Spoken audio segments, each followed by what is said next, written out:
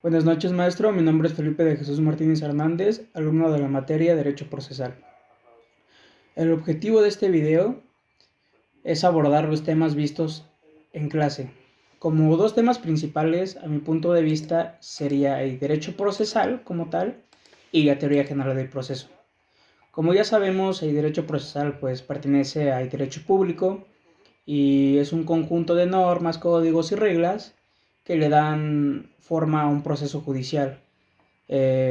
Los jueces o funcionarios públicos se deben acatar a todo esto para lograr una correcta impartición de justicia. El derecho procesal se divide en dos: el derecho procesal civil y el derecho procesal penal. Ahora bien, la teoría general del proceso se encarga del estudio de estos conceptos, principios y las instituciones que conforman el derecho procesal. A mi punto de vista, todo este estudio o nuevas teorías básicamente se materializan en el derecho procesal. ¿Y por qué menciono que sea materialización? Como sabemos, el objetivo de la teoría del proceso pues es estudiar, analizar las diversas formas en que los litigios se pueden resolver o el estudio de estos mismos. Ahora bien, ya que mencionamos litigio, es importante recalcar que Francisco Carnel Lútil lo define como el conflicto de intereses calificado por la pretensión de uno de los interesados y por la resistencia de otro. ¿Esto cómo lo podemos interpretar? Hay una parte demandante y una parte demandada, una parte actora y una parte pasiva, por así decirlo. El litigio propiamente tiene dos elementos. El elemento subjetivo, que son ambas partes, y el elemento objetivo, que es lo que se pretende, qué queremos lograr con ese proceso. Ahora bien, habrá que saber qué es un proceso. Desde mi punto de vista, un proceso pues es un conjunto de procedimientos que se llevan adentro del juicio. Y pues un procedimiento, bueno, los procedimientos son los pasos que se llevan a cabo dentro del juicio. Podríamos decir que los procedimientos son las etapas del juicio, o sea, en cada etapa tenemos que llevar un procedimiento y el conjunto de todo esto ya sería nuestro proceso.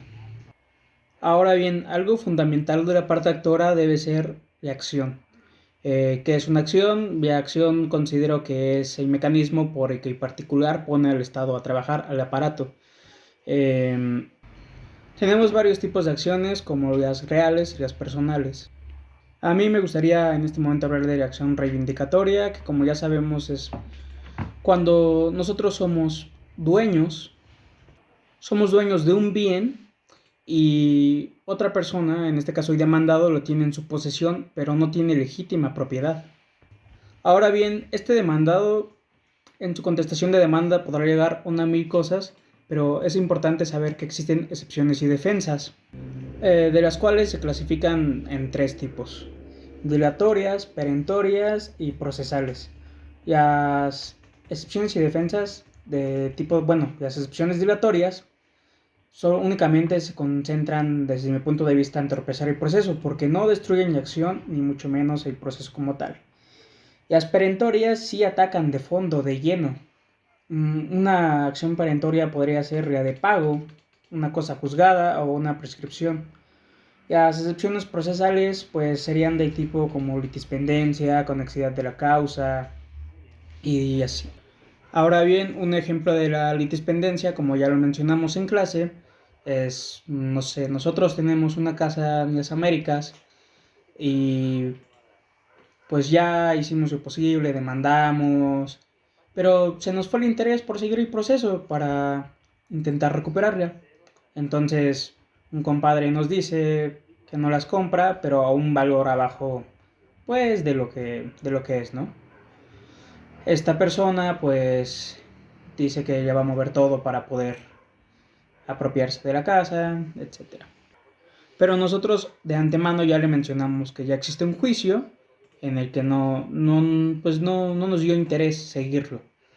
Esta persona sí nos dice no hay problema, entonces inicia un juicio diferente, bueno, diferente en términos mundanos, por así decirlo, porque como ya sabemos, al momento de hacerse la compra-venta, esta persona se convirtió en nuestro derechohabiente, entonces, pues, para efectos prácticos es la misma persona, no cambia la personalidad.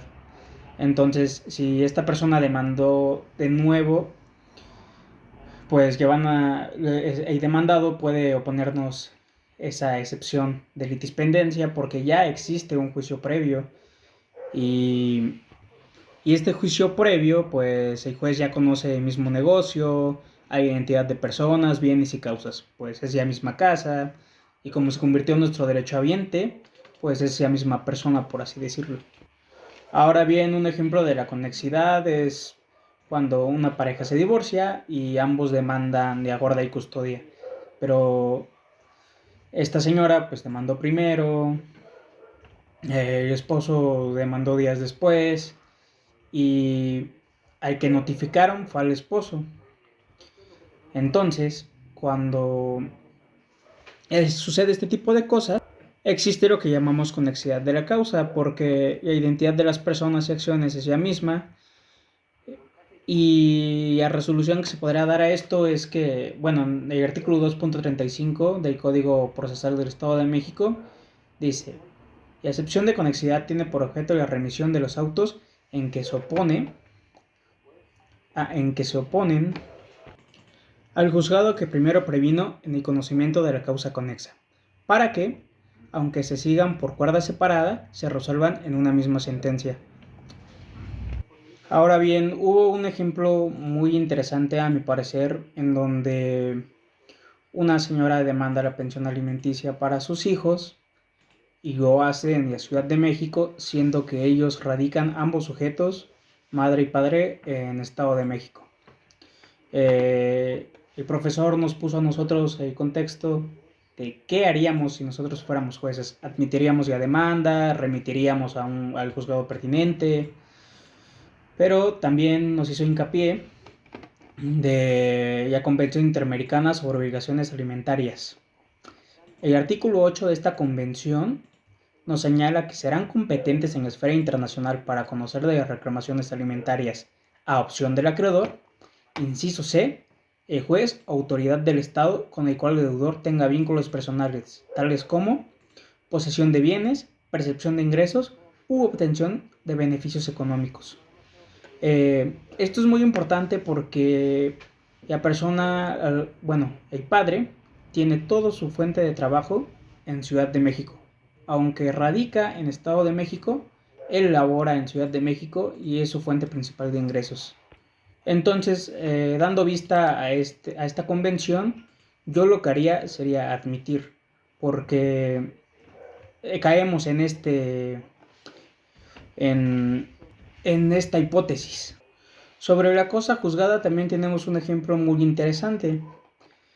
Nosotros, como ya dije, nosotros queremos recuperar una casa. Nosotros siendo mal asesorados, pues iniciamos el juicio bajo una acción plenaria de posesión. Vaya, que esta acción nos dice que queremos que se nos restituya la posesión definitiva y lo perdemos.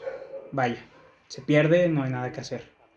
Entonces, es el mismo caso. Conocemos a otra persona, un abogado que nos asesora bien, nos dice, oye, pues podemos intentarlo de nuevo. Y nosotros lo hicimos, pero yo ya perdí juicio, ya no hay nada que se pueda hacer. Ok, sí hay algo que se puede hacer, porque la cosa juzgada no entraría en este concepto siempre y cuando nosotros demandemos una acción diferente. Aunque sea el mismo bien, la acción es completamente distinta, porque desde un principio lo que se tuvo que haber demandado es la acción reivindicatoria porque nosotros somos propietarios legítimos. Puede ser que no tengamos la posesión, no la hayamos tenido en ese momento, pero pues se puede comprobar nuestra legitimidad en cuanto a que somos propietarios, pues, en el registro público de propiedad, no sé, una copia protocolizada con notario, etc.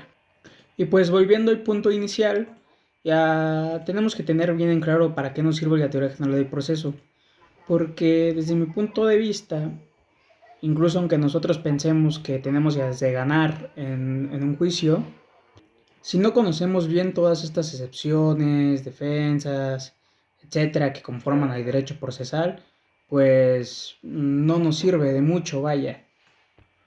Podrá ser que un abogado lleva 10, 15 años pues en los juzgados, pero si no se actualiza, no lee lo que está dentro de la ley, pues esto básicamente es inútil.